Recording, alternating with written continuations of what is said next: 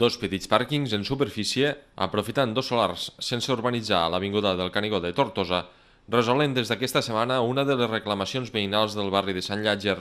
La brigada municipal de l'Ajuntament ha habilitat una zona d'estacionament pública que està situada entre la via del tren i la residència de l'Onada, al costat de la passarel·la de vianants del barranc de Caputxins. La veritat és que aquí a Sant Llàtzer no hi ha molts d'espais disponibles, però en aquesta actuació que fem aquí, al costat de l'avinguda Canigó, se generen més de 40 aparcaments per a vehicles. L'actuació s'ha dut a terme durant diverses setmanes amb els mitjans propis de l'Ajuntament i ha servit de retruc per sanejar l'espai.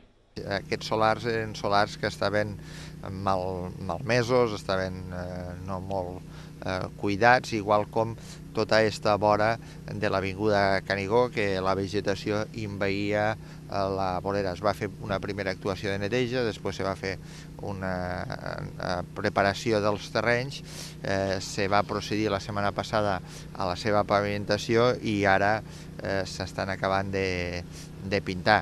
És una actuació que, com que l'han fet en mitjans propis, s'ha anat dilatant en el temps perquè tampoc no teníem un objectiu de començar i finalitzar-la ràpid. Aquest dimarts, els treballs se centraven a pintar els estacionaments, un pas previ a l'obertura d'aquest pàrquing.